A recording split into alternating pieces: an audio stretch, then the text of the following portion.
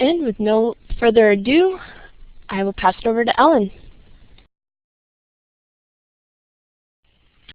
Thank you. Our webinar today focuses on one model of team leadership that integrates what we know about teams, leadership, and team effectiveness. This model places leaders in the driver's seat of team effectiveness. It provides a mental roadmap for the leader to follow to diagnose team problems and in crafting action steps to correct these problems in order to reach the destination of team success.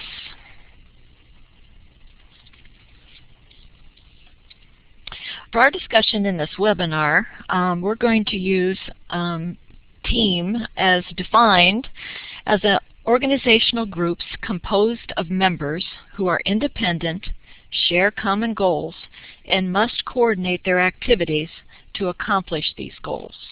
So that's the definition that we're going to stick with for teams throughout this webinar. Examples of such teams might include a project management team, a task force, or a working team, and the like. In a comprehensive review of historical roots of team research, Porter and Byerlin in 2000 indicate that the study of groups actually began in the 1920s and 30s with a focus on human relations movement, on collaborative efforts at work, as opposed to the individual effort previously supported by scientific management theorists. Today's organizations present new and challenging questions for team researchers as they study virtual teams, which seem to have no boundaries.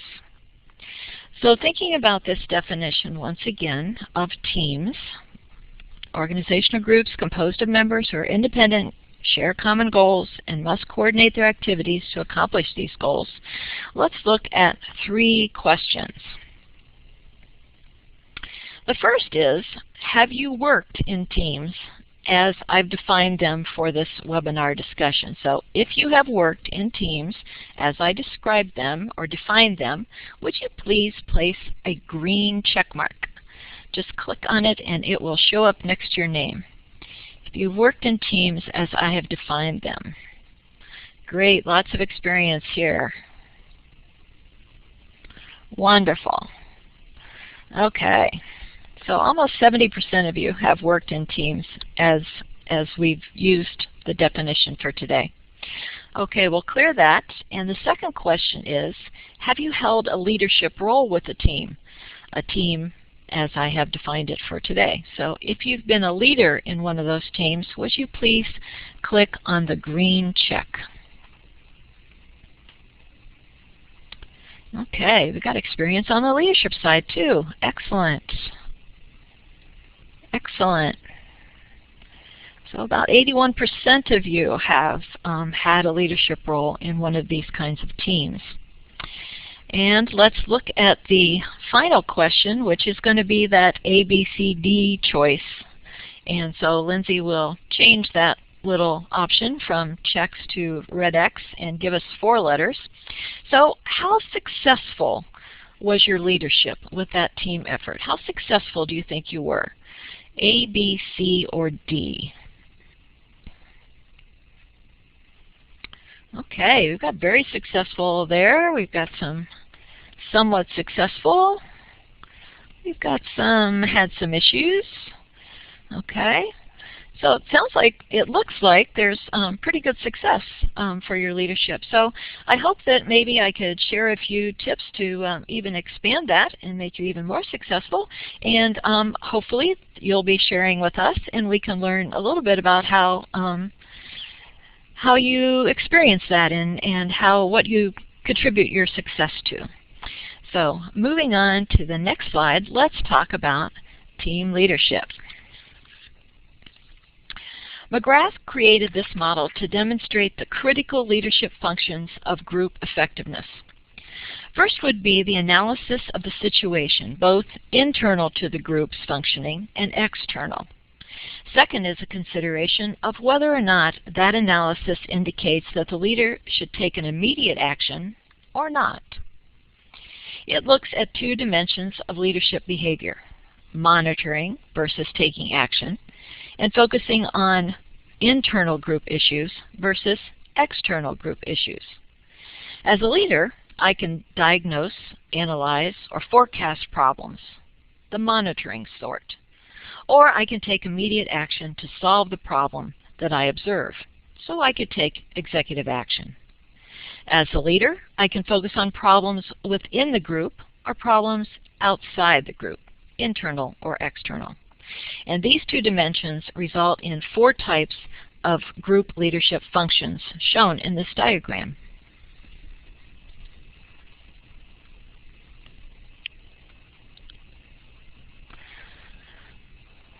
Oh, I've gone from chipmunk to choppy. Sorry about that, Martha.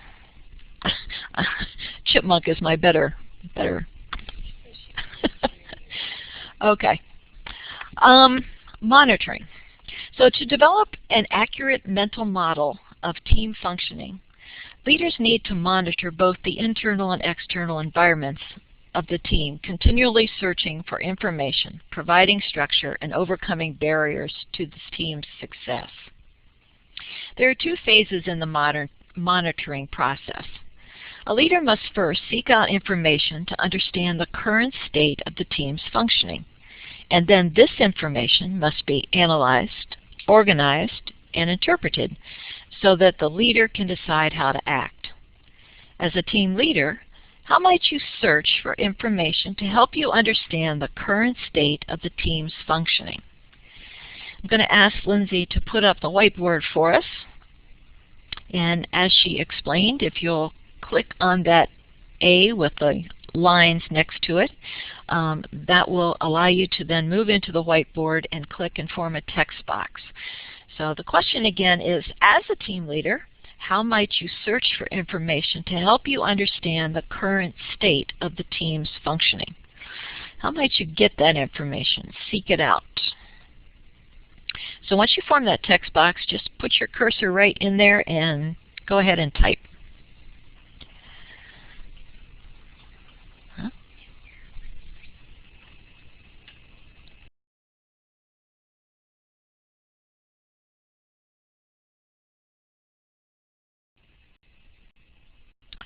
Okay.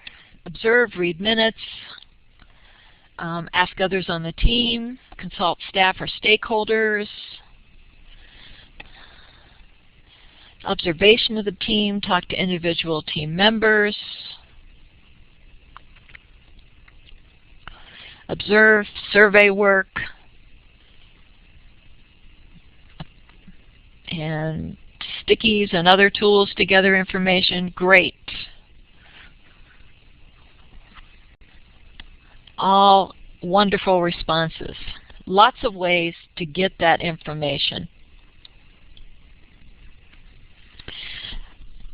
So as you've mentioned here, scanning the team and observing their activities. Observation is a very strong way to get information.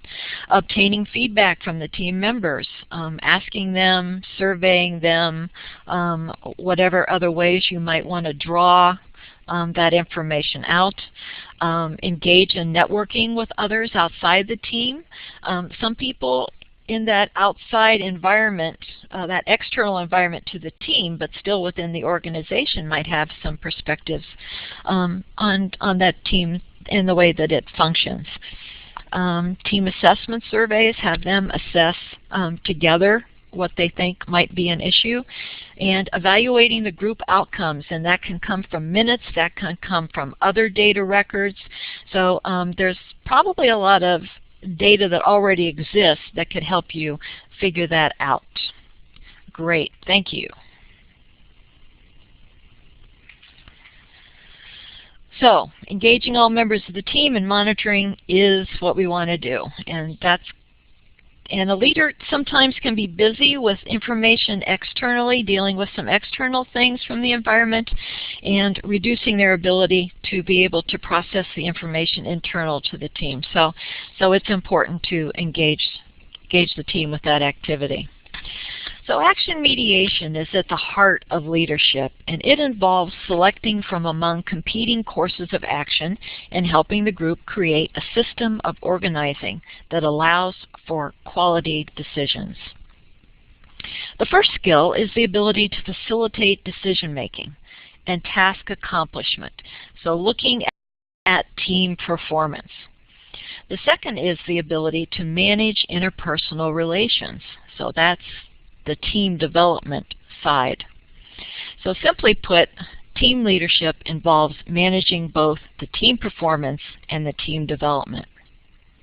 So for example, if a problem is diagnosed as a team performance problem, then the leader needs to determine the appropriate action to solve this task issue, helping that team perform their tasks and reach their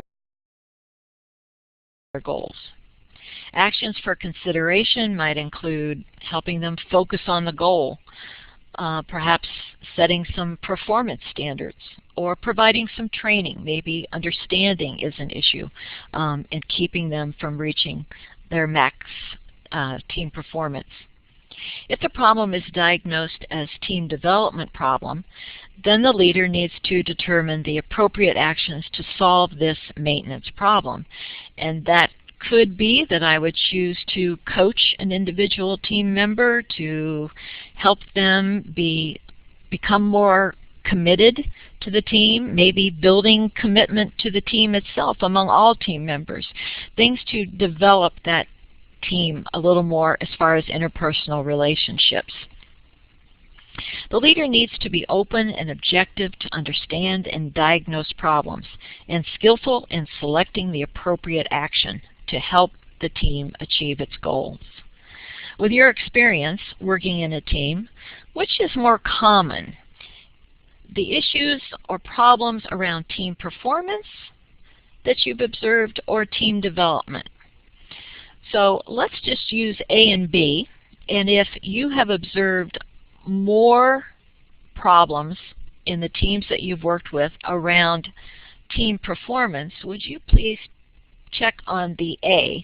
And if you have observed more issues and problems around team development, would you click on the B?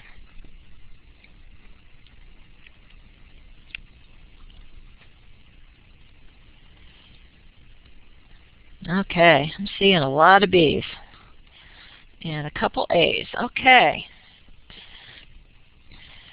All right, about 70% see those problems around team development, the interpersonal relations. Okay, thank you. Let's see if we can address some of those. The Hills model of team leadership is an attempt to integrate the monitoring and mediation concepts. It also provides specific actions that leaders can take to improve team effectiveness. Effective team leaders need a full toolbox of communication skills to monitor and take appropriate action. At the top of the model, you will see 3 decisions for the leader. The first is whether monitoring or taking action is the most appropriate for the observed problem. It is time to gather and interpret information, or is it a time to intervene and shape the direction of the team's activity? A second decision is at what level of the team's process needs my attention as the leader. Is it the internal task, team performance, relational team dynamics, the team development, or external environmental dynamics? Is there conflict among the members of the group? Are the team goals clear? Is the organization not providing support that the team needs to do its job? All appropriate questions at this level of the decision. The third decision is to determine the most appropriate function or skill to be performed in the intervention. The leader needs to recognize and interpret what is getting in the way of the team's goals accomplishments, then make the strategic choice and respond with appropriate action. So let's walk through this model just a little bit, and I'll pick up the pointer over here. So You can see these 3 decisions at the top here. And then when we move down and we look at the internal leadership actions, we've got the task or the team performance, and then we've got over here the relational or the team development. So what this is saying is, if I've got a task issue, a team performance issue, these are some of the things I might consider. I might talk to the group about focusing the goal. Maybe I need to be clearer about what the goal actually is. Maybe I need to structure for the results. I might need to, let's just take, for example, let's say I'm running a group that's doing some printing, some publications. Maybe there are 5 points now where that team needs to check back with me or with someone else before they can move ahead in their process. Maybe if I streamline that and cut it back to maybe 2 critical points where check-in is needed, that would help the team move forward and actually accomplish its goals and increase its team performance. So I could do something about the structuring for better results. I could help by facilitating decisions. Maybe we've got some decisions that aren't clear, that the team would like to have more input on, and I could facilitate that decision-making process. Perhaps the skills are not evident and functioning within those teams. So I might provide training for some or all of the team members. And maintaining standards. Performance standards are critically important, and a constant feedback on those is of paramount importance. So having those standards and maintaining those standards for team performance are all key. So those are some things that I might think about as a leader if I was dealing with a team performance issue. Moving on to relational, I could coach an individual member or the team. I could collaborate. I could encourage them and plan ways and design ways for them to take more of a collaborative effort in reaching their goals. I could manage conflict, and very often that is the relational piece. That's the issue in a team, is that there's conflict. Monitoring it for a long time certainly does not help.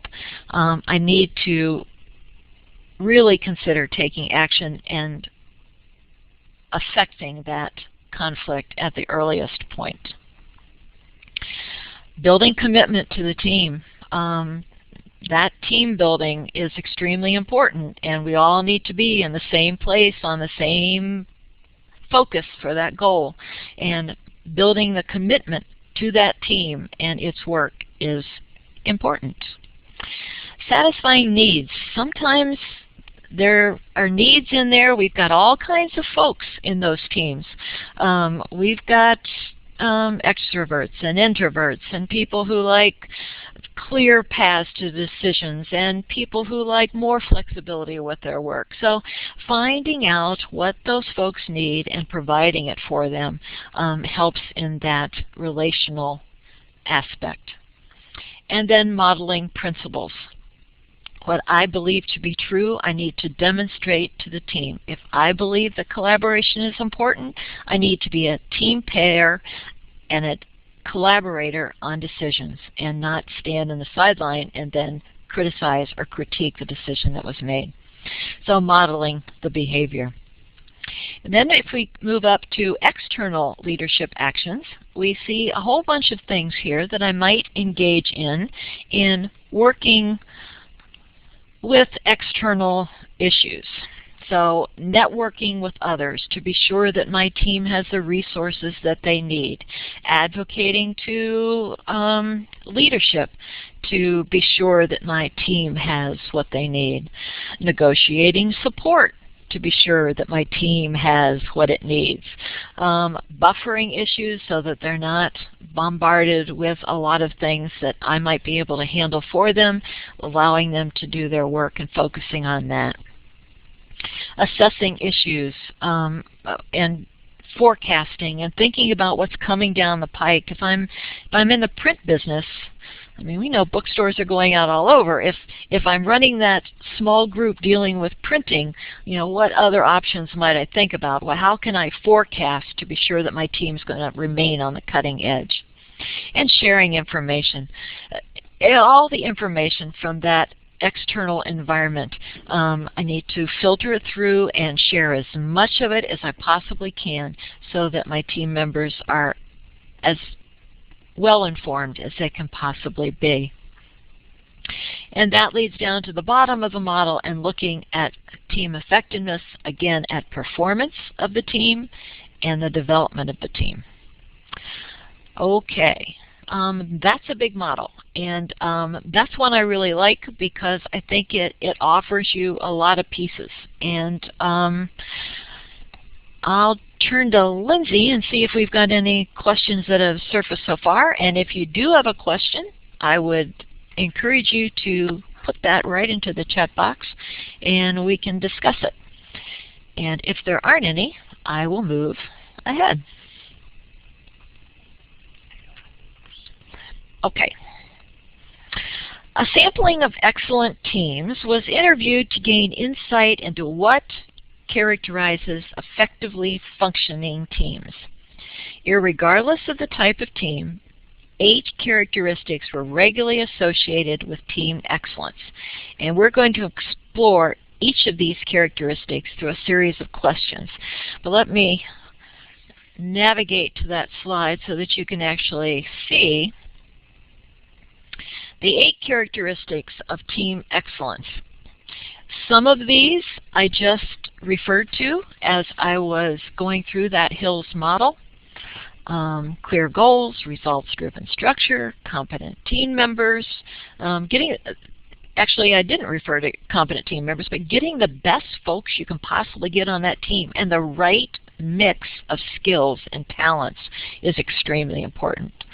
Unified commitment, talking about building a commitment, talking about a collaborative climate, talking about standards, principal leadership, and external support, all mentioned as part of that Hills model. But these are the 8 characteristics, and now I will move back to some questions where we can actually look at those. I have absolutely no idea where I am. Okay. There we go. All right. So, the first question is, there is a clearly defined need, a goal to be achieved, or a purpose to be served that justifies the existence of the team. So if you think about your experience with those teams, and you all had experience working in these types of teams that I've defined for today. So if you think about that, was there a clearly defined need, a goal to be achieved, or a purpose to be served that justifies the existence of the team? Was that clear? And you've got some choices here. False, more false than true, more true than false, or true.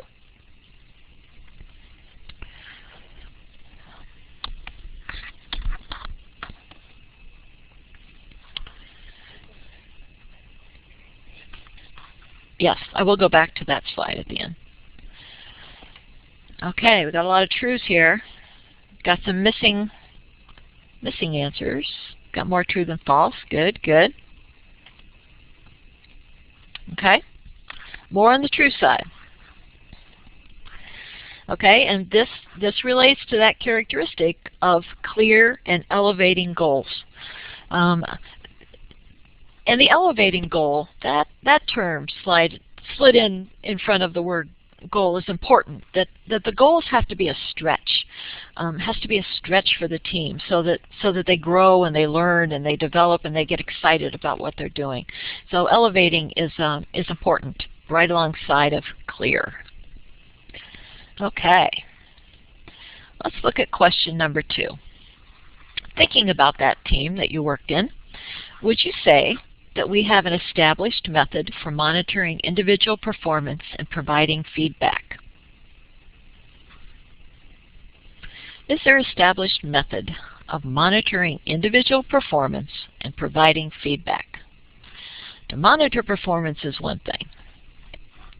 To have that feedback coming back is another piece. And as important. So, getting more of a mix here.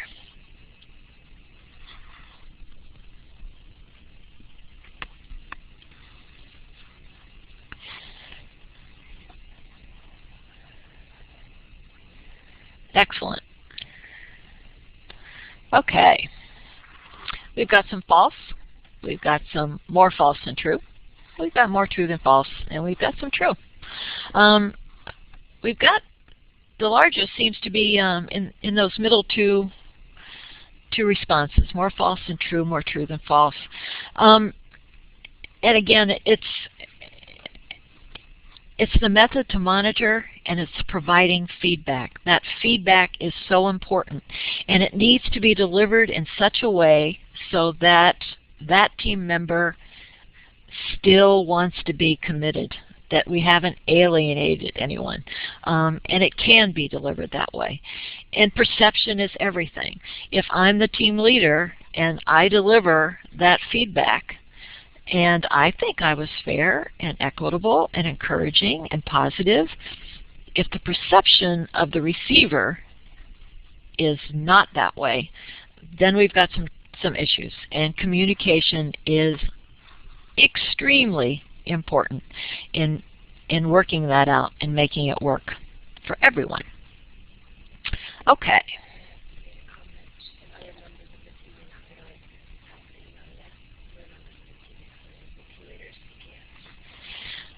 Okay. Yes. Let me go back up here to Sarah. Other team members of the team may not realize what is happening, though yes, their members of the team may not realize that the team leader is taking action. And I suppose that's true. I would like to think that if the team leader were taking action, all members of the team would somehow recognize that.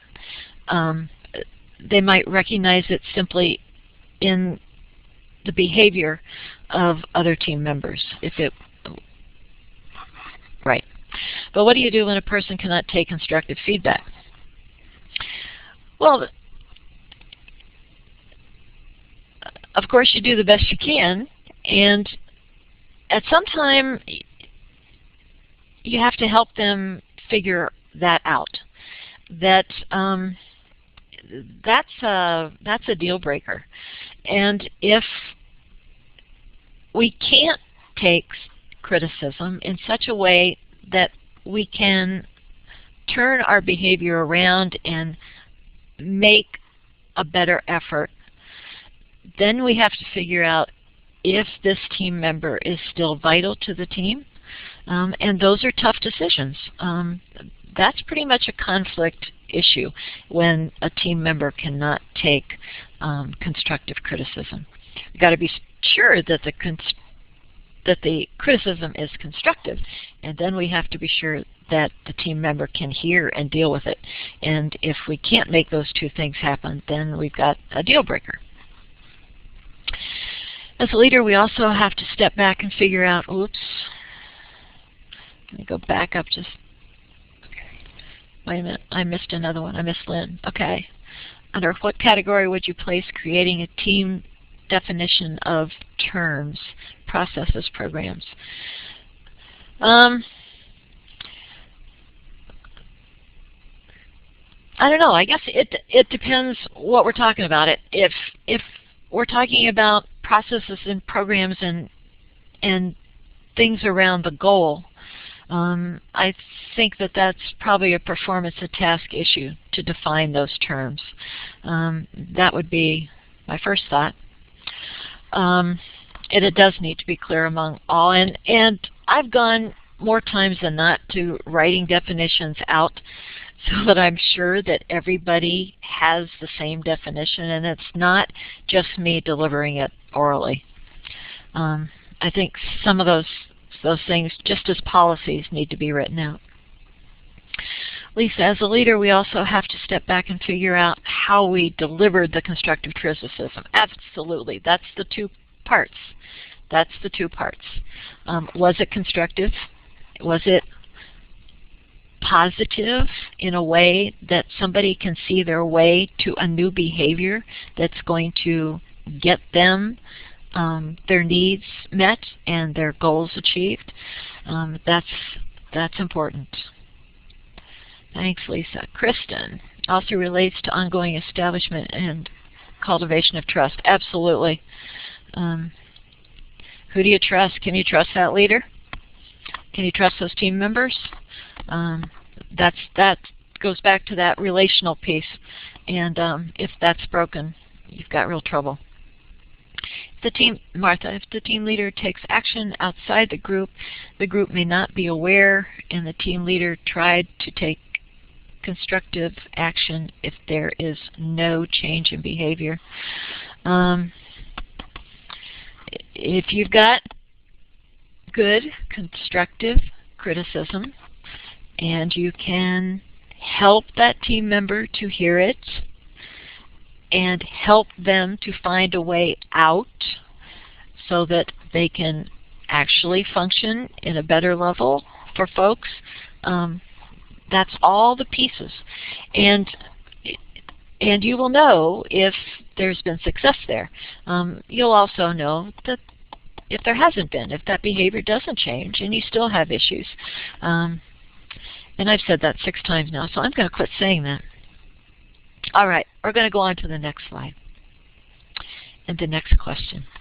Okay, think about that team again.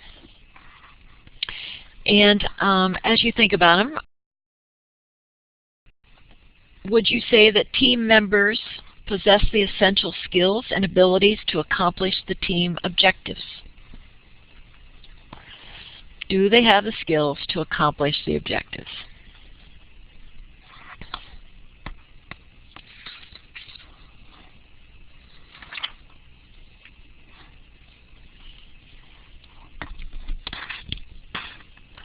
Okay.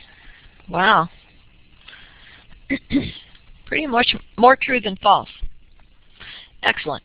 And where you got the false side, I mean, this is what we're talking about, competent team members. Have you got the right people on the team? Could you provide them with some training? Could you provide them with some coaching so that you can get it true? Move it from more true than false to true. What might the leader do to make that happen? Okay.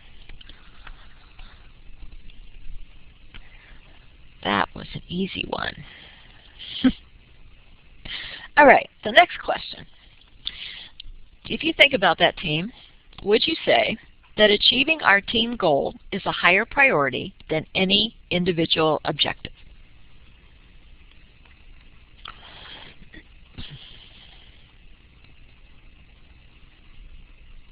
Would you say that achieving the team goal is a higher priority than any individual objective?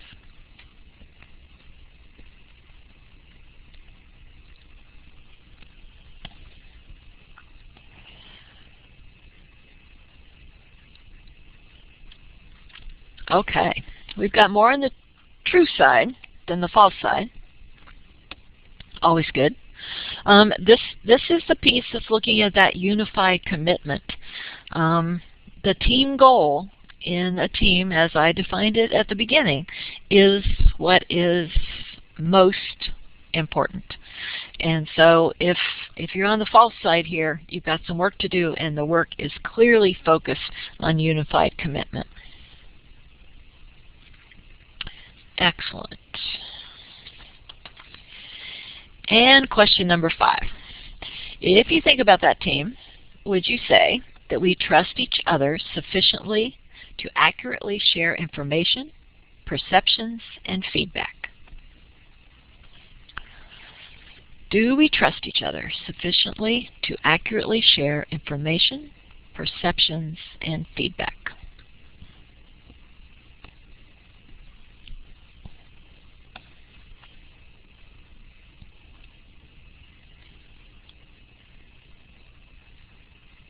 Okay.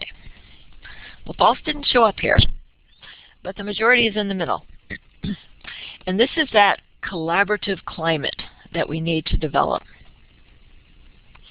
Part of it you can develop through principled leadership, actually the leader demonstrating what they're professing, with trying to build a collaborative climate for work, and it's important.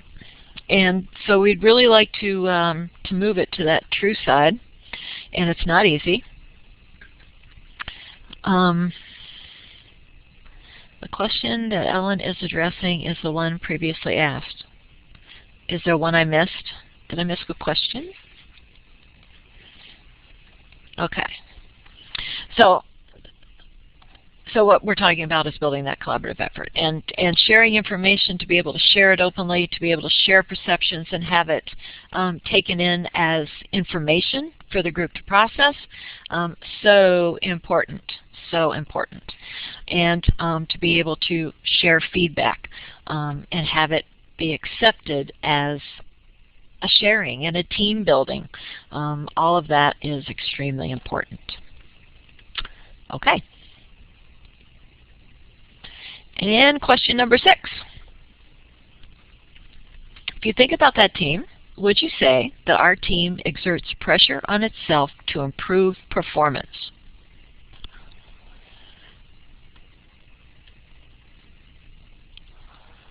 Pressure on itself to improve performance.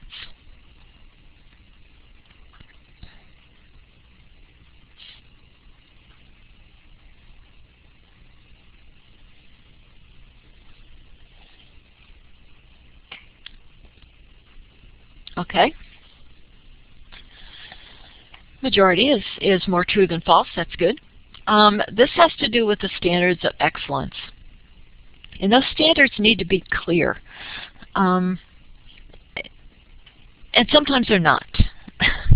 And that's an issue. But for excellent, high-functioning teams, those standards of excellence are extremely clear.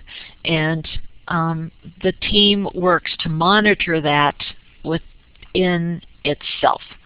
And it's just important. It really helps the team. I think this one helps build on that collaborative climate too. If everyone is headed toward the same goal and we're all working together and we've got commitment to the goal, maybe sort of all roll into one, then you've got a standard of excellence that's extremely high. But it needs to be clear as to exactly what it is. Sometimes the leader might want to jack the standard up a tad. If the team gets lazy or sluggish or something, you can jack up those standards and make them a little stronger, or a little tighter, a little higher. Okay. And question number 7. Thinking about that team again. Our team is given the resources it needs to get the job done. Do you have what you need to get the job done?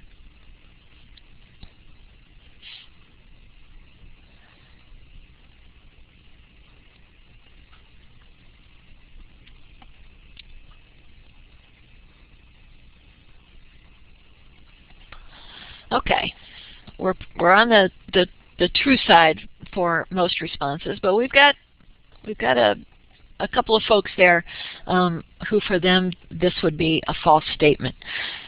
And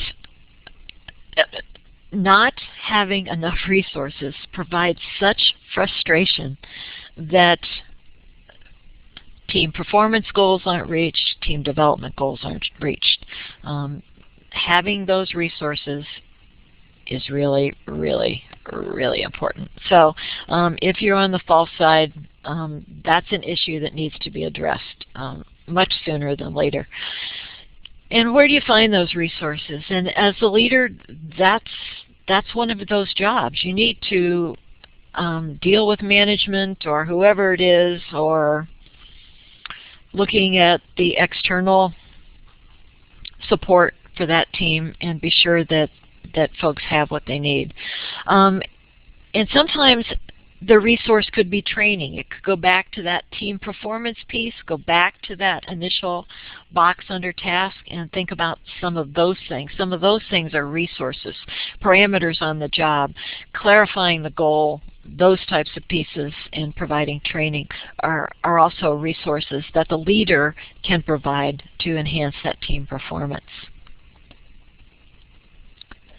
All right, so going back, just to remind you that these are the 8.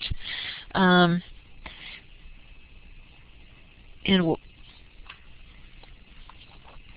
I'd like to go back just a second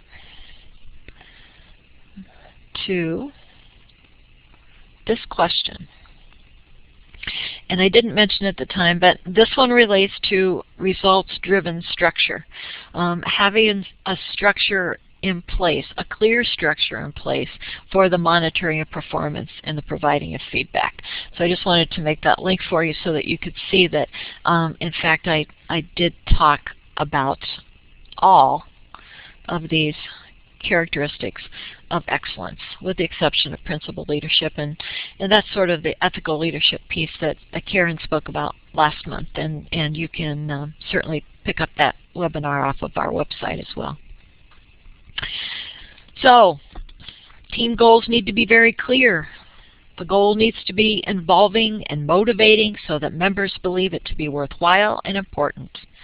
Tactical teams, such as emergency room teams, need to emphasize clarity. Everyone needs to know what to do. Creative teams need to emphasize autonomy so that they can take risks. Problem-solving teams need a structure that emphasizes trust so that all are willing to contribute. So each team needs a little different structure, little different leadership to make that happen. The right number and mix of members to accomplish all tasks and provided with information, education, training to become and remain competent team members is so important. Teams do not just happen, they need to be carefully designed and developed. Team spirit can be developed by involving members in all aspects of the process. Trust based on honesty, openness, consistency, and respect is essential for a collaborative climate where members can stay problem-focused. They can listen to each other, they can feel free to take risks, and they can be willing to compensate for each other. Standards of excellence so that all members feel a pressure to perform at their highest level. Standards need to be clear and concrete. All members need to be required to perform to that standard. Leaders facilitate by requiring results, reviewing results, and rewarding results. Ethical leadership, that's what Karen talked about last time, and that is the September webinar of 2011, so you can go know exactly where to find that. And external support, given resources needed to do the job, recognized for team accomplishments, and that's important. Recognize the team for its accomplishments. When you start recognizing individual members for accomplishments within the team, and you've sort of sabotaged that focus on the team goal. And tying results to team member performance, not individual achievement. Okay. And one last slide. Martha has a question. Should the standards of excellence be written so that the members of the group can refer to them at any point? Well, you see, I'm one of those paper people. So yes, I think if you're going to define terms, you ought to know what those standards of excellence are, and everybody should know what they are. And so if we're not measuring up, we can decide that collectively and decide how to deal with it. Yes. Okay. So in summary, team leaders can use the model to help them make decisions about the current state of their teams and what, if any, specific actions they need to take to improve the team's functioning. The model portrays leadership as a team oversight function.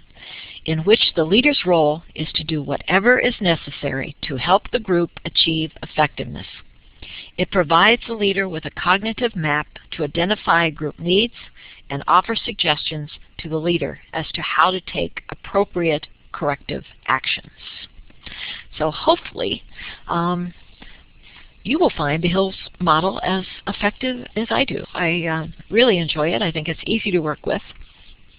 The questions that were at the end of this presentation that we just worked through to look at each of those characteristics of excellence.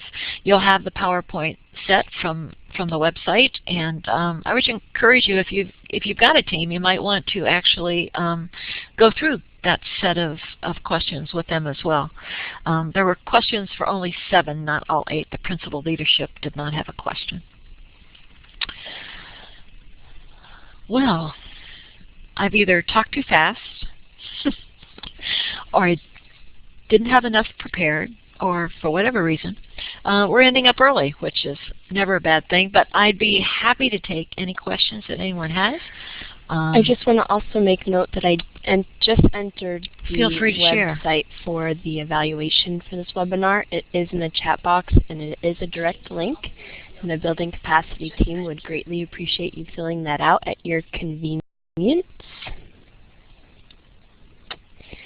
And while you're maybe thinking of questions, I'll also just remind you that the next webinar in the Building Capacity series is on conflict management. That will be the first Tuesday of November at 11 a.m. And to reference the webinar that Ellen talked about on ethical leadership and all other building capacity materials, you can find those at our website located on the screen, or feel free to send us an email at capacity@uvm.edu.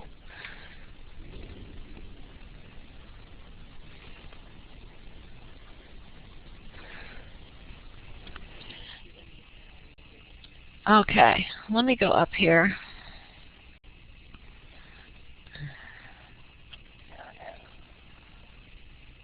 Somebody asked me to go back to the 4 square box. Yep, I can do that. I can do that. Maybe. No, that is not it.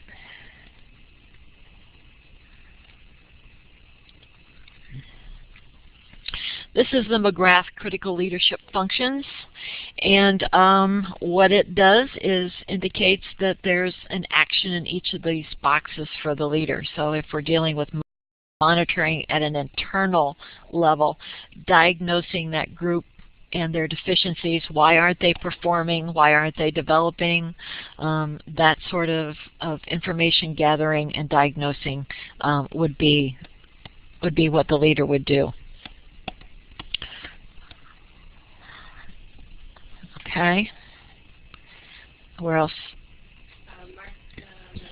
Yep.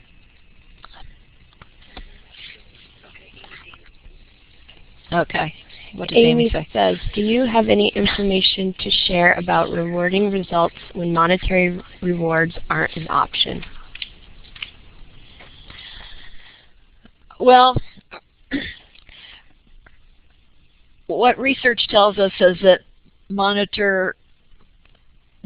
monetary rewards hardly ever change behavior. They can cause more harm than good. So consider yourself lucky is what I'm saying, Amy, that you don't have monetary rewards to offer. I think that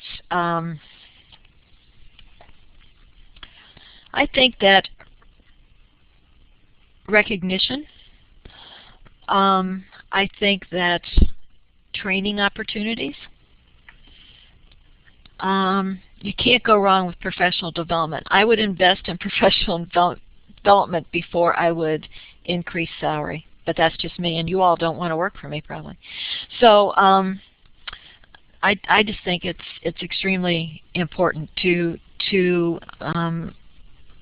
build those individual team members. It strengthens the team.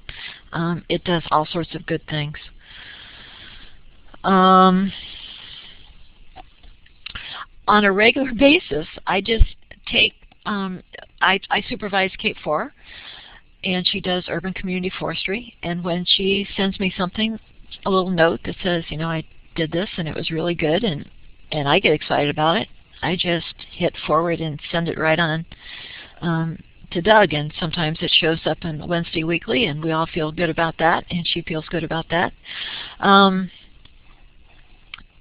I reward her with praise and accolades every chance I get. I think she does a fabulous job, and I invest my time with her. Right now, she completed a survey with everyone who's taken SOL, and we're going to collaborate on a journal article, a journal of her choice, and I'm looking forward in working with her on that. So collaborating with her, I think, is also a way of giving positive recognition. And I hope that helps.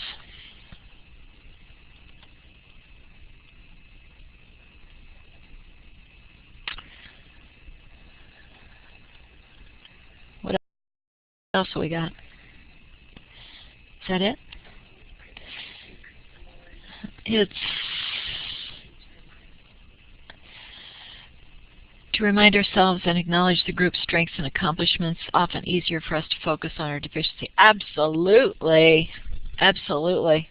Look for every possible way you can reward and praise and give accolades and support for a job well done.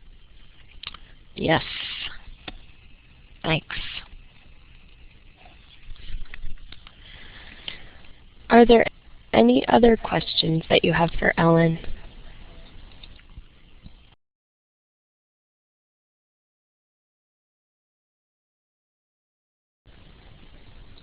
Well, if not, we're not going to belabor this, but many of you know how to reach me, and I'm happy to answer questions as they come up.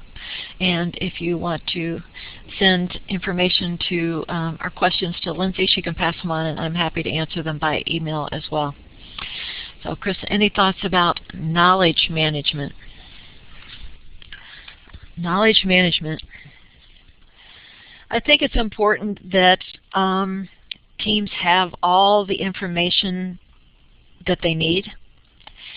It's also important to help them weed out information that is not usable, that is incorrect. And I'm not sure if that's what you're asking me, but those two pieces are certainly equally important. More is not often better. Right information, quality information, accurate information is a good thing.